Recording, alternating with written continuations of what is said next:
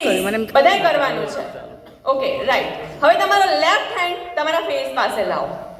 હવે ધીમે ધીમે બંનેને ભેગા કરો. ઓકે, હવે એને દૂર લઈ જાઓ. પાછા ભેગા કરો. દૂર ભેગા, દૂર ભેગા, દૂર ભેગા. જોરદાર, વેરી ગુડ. મારા માટે તાળી પાડવા બદલ ખૂબ ખૂબ આભાર. બસ આ જ છે લીડરશિપ, કે તમારે જે કામ તમારી ટીમ પાસે કરાવવું છે એમની જોડે અહીંયાથી કનેક્ટેડ થાઓ.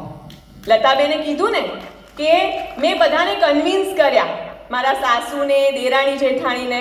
અહીંયાથી કન્વિન્સ ન થાય. વિચાર ભલે એમને અહીંયાથી આવ્યો, પણ કન્વિન્સ ક્યાંથી કર્યા? અહીંયાથી. તો તમારી જે ટીમ છે એમની પાસેથી તમારે કામ અહીંયાથી લેવું છે, રાઈટ? પણ તેમની જોડે કનેક્ટેડ તમારે ક્યાંથી થવું પડશે? અહીંયાથી. તમારું સ્વપ્ન એ તમારી બે આંખોનું સ્વપ્ન છે, રાઈટ? પરંતુ એ સ્વપ્નને તમારે 1000 આંખોનું સ્વપ્ન બનાવવું હોય તો એ સ્વપ્ન જે તમારું છે ને એ તમારી ટીમમાં ઉતારવું પડશે. એ ક્યારે ઉતરશે? જ્યારે તમે ઇમોશનલી એમની સાથે કનેક્ટેડ થશો. જે તમને જોઈએ છે ને એ પહેલાં તમારે એને આપવું પડશે. પછી સન્માન હોય, પ્રેમ હોય, વિશ્વાસ હોય, કોઈ પણ વસ્તુ તમારે જે સામેની ટીમ પાસે જોઈએ છે એ પહેલાં તમારે એમને આપવું પડશે.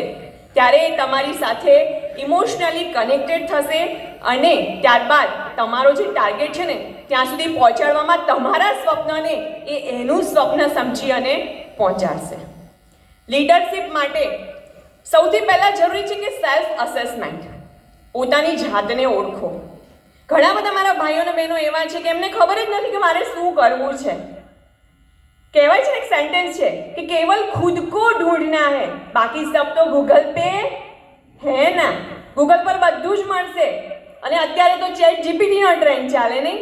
જે પણ લખી અત્યારે તમારે લીડરશિપ પર કે પબ્લિક સ્પીકિંગ પર જેના પર તમારે માહિતી જોતી હશે ને મળશે. અને પાછું એવું પણ પૂછશે કે હજુ ડિટેલમાં માહિતી જોઈએ છે. એટલું બધું એને તો તાલાવેલી કે આની મદદ કરું. પણ એવું નહીં પૂછે કે તમે શું છો એ જાણવામાં હું તમને મદદ કરું. એ કામ આપણે જાતે કરવું પડશે. અને ક્યારે કરી શકીશું? આપણી જાતને આપણે સવાલ કરીશું ત્યારે આપણે આપણી જાતને ઓળખી શકીશું. એક નરેન્દ્ર હતા કે જેણે સેલ્ફ અસેસમેન્ટ કર્યું અને વિવેકાનંદ બન્યા.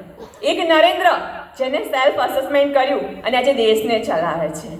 એક વનિષા પટેલ કે જેને સેલ્ફ અસેસમેન્ટ કર્યું અને વિચાર્યું કે મારે બોલવું છે, પણ ક્યાં બોલવું છે એ નક્કી કર્યું, એટલે આજે હું અહીંયાથી બોલી શકું છું. તો આપણે શું કરવું છે ને સૌથી પહેલાં તો એ ઓળખવાનું છે. ત્યારબાદ સેલ્ફ કોન્ફિડન્ટ. કારણ કે સેલ્ફ કોન્ફિડન્ટ વગર તો લીડરશિપ એ વિચાર જ ન કરી શકાય. આપણે બધાને ખબર છે કે જંગલનો રાજા કોણ હોય? મોટેથી બોલો, સિંહ હોય, રાઈટ? પણ સૌથી તેજ દોડનાર એનિમલ કયું? ફાસ્ટ, ચિત્તો, રાઈટ? હાઈટ વાઇઝ સૌથી ઊંચું કોણ? જીરાફ. ઓકે. કદમાં, સાઇઝમાં મોટું કોણ? હાથી. તો આ ક્વોલિટી કોઈ પણ સિંહમાં તો નથી, છતાં પણ જંગલનો રાજા કેમ છે? કારણ કે એને માની જ લીધું છે કે હું રાજા છું. કહેવાનું તાત્પર્ય એ જ છે કે જો તમે અંદરથી નક્કી કરો કે મારે આ કામ કરવું જ છે, તો તમે કયા ફેમિલી બેકગ્રાઉન્ડમાંથી આવો છો, ફાઇનાન્શિયલી તમે કેપેબલ છો કે નહીં, કંઈ મેટર કરતું નથી. ખાલી જરૂરી છે તમારો આત્મવિશ્વાસ. ઘણા બધા એવું કહેતા હોય છે કે અમારે કરવું છે પણ અમારી ફાઇનાન્શિયલ કન્ડિશન એવી નથી, અમે એજ્યુકેટેડ નથી. તો હું એક એક્ઝામ્પલ આપું કે અમિતાભ બચ્ચન એ કેટલા ફેમસ છે. એમનો દીકરો અભિષેક બચ્ચન એમનાથી 5% પણ છે ફેમસ.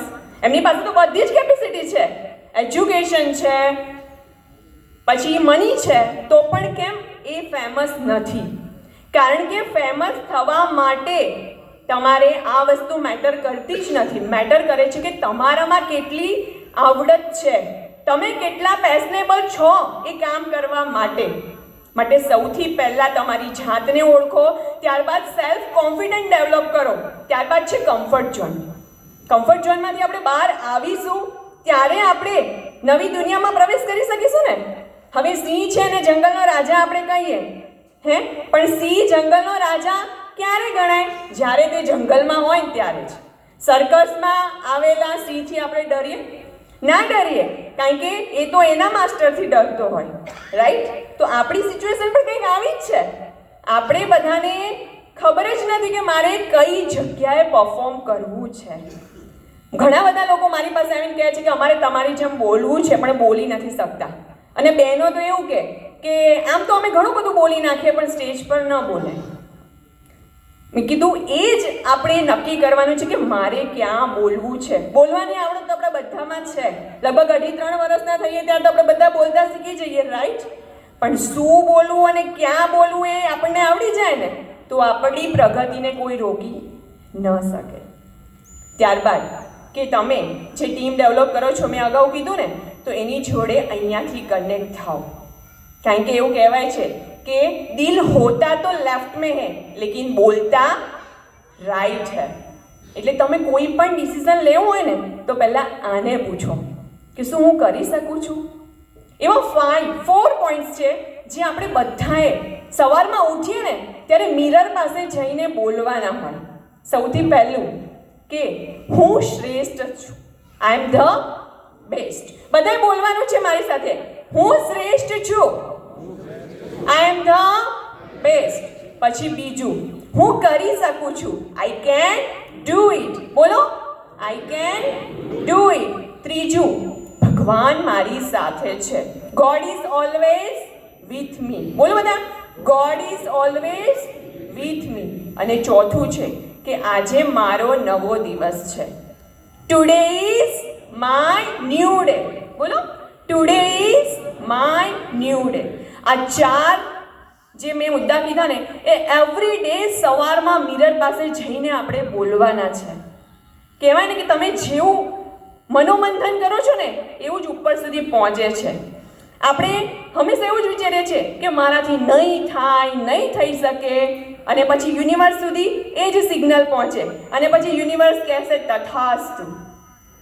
એની જગ્યાએ આપણે સવાર જ એવી પાડીએ કે સવારથી જ આપણે એવું વિચારીએ કે ના, હું શ્રેષ્ઠ છું, મારાથી થઈ શકશે, ભગવાન મારી સાથે છે, આજે મારો નવો દિવસ છે અને હું કરી જ લઈશ. તો યુનિવર્સ પણ કહેશે તથાસ્તુ અને આપણે કરી શકીશું. એટલે આપણે જીવનમાં સૌથી પહેલાં આપણી જાતને ઓળખવાની છે, હું શું કરી શકી છું, શેના માટે મારું સર્જન થયું છે. ત્યારબાદ સેલ્ફ કોન્ફિડન્ટ, કમ્ફર્ટ ઝોનમાંથી બહાર આવવું અને ત્યારબાદ જે છે તે છે સ્ટેબિલિટી. કારણ કે તમે કોઈ પણ બિઝનેસમાં જાઓ તો દરેક વખતે સિચ્યુએશન સરખી નથી આવવાની, ક્યારેક લોસીસ પણ આવે.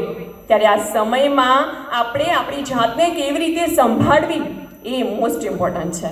કારણ કે જો તમે એઝ અ લીડર સ્ટેબલ હશો તો તમારી ટીમને સ્ટેબલ રાખી શકશો, રાઈટ? તો સ્ટેબિલિટી ઇઝ મોસ્ટ ઇમ્પોર્ટન્ટ. હવે આપણે છે ને કાંઈ પણ વસ્તુ હોય ને તો આપણે 2 રીતે વિચારીએ. એક હોય પોઝિટિવ અને એક હોય નેગેટિવ. ભાઈ 1 મિનિટ આવશો તમે? હું એક પ્રયોગ કરાવું છું જેનાથી આપણને આ સીધી રીતે સમજાઈ જશે. ઓકે, હવે હું તમને એવું કહું કે અહીંયા બેઠેલામાંથી ક્યાં ક્યાં તમને બ્લુ કલર દેખાય છે? બતાવશો મને? Blue colour. Okay okay okay okay, right. હવે બીજો ક્વેશ્ચન કે તમે જ્યારે બ્લુ કલર જુઓ છો ત્યારે તમને વ્હાઇટ કલર દેખાય છે? ઓકે, બસ આ જ વસ્તુ છે જે આપણે જીવનમાં કરીએ છીએ. ઓકે, બેસી જાઓ ભાઈ. કે જ્યારે આપણે નેગેટિવ વિચારીએ છીએ ને ત્યારે આપણને પોઝિટિવ દેખાતું નથી.